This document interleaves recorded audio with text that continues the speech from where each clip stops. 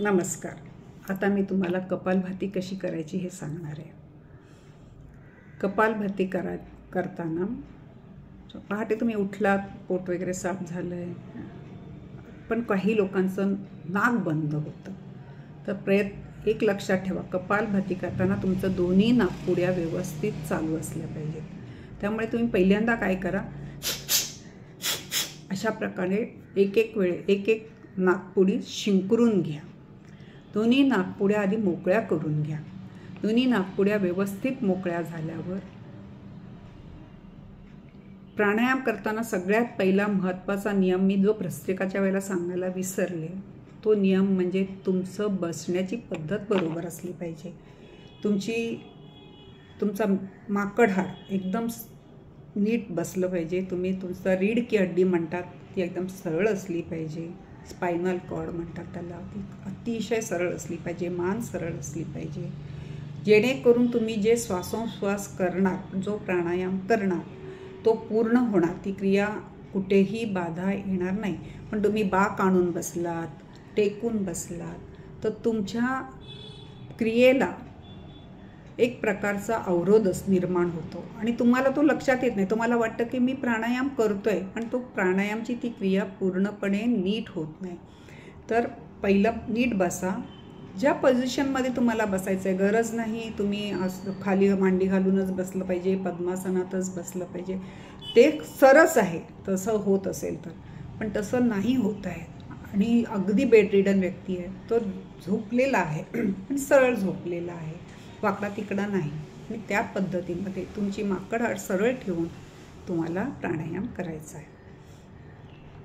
तर दोन्ही नाकपुड्यातून श्वास बाहेर काढताना, ज्या वेळेला तुम्ही श्वास दोन्ही नाकपुड्यातून बाहेर काढला, लगेच नाभीतून पोट आतमध्ये ढकलायचं आहे.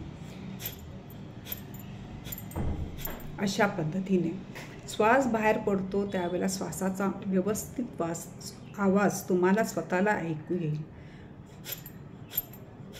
एका सेकंदाला ह्या पद्धतीने श्वास बाहेर सोडत जायचं आहे. तुम्ही म्हणाल मी फक्त श्वास सोडत गेलं तर मी गुदमरणार नाही का? नाही गुदमरणार, कारण तुमचं शरीर एकदा श्वास सोडल्या जेव्हा तुमचं पोट आत गेलेलं आहे सोडताना लगेच बाहेर येतं. तेवढ्या क्षणात एकदम फ्रॅक्शन ऑफ सेकंद म्हणतो त्याच्या याच्यामध्ये तुमच्या शरीराने श्वास भरून घेतलेला आहे. तो पुन्हा तुम्हाला प्रयत्नपूर्वक बाहेर फेकायचा आहे. तर तुमचं एकच काम असणार की तुम्ही श्वास प्रयत्नपूर्वक बाहेर फेकत राहणार.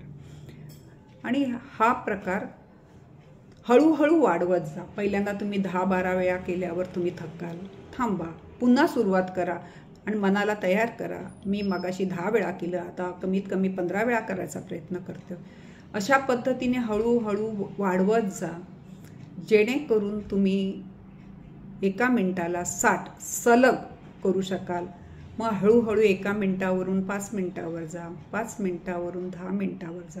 स्वामीजी म्हणतात सर्वसामान्य विना कोणी आजार असलेल्या माणसाला 5 ते 10 मिनिटाचा कपालभाती रोज केला तर पुरेसं आहे. आता ज्यांना खूप आजार आहे त्यांना तो डोससारखा वाढवायचा आहे, त्याच्याबद्दल मी पुढच्या एपिसोडमध्ये सांगेन.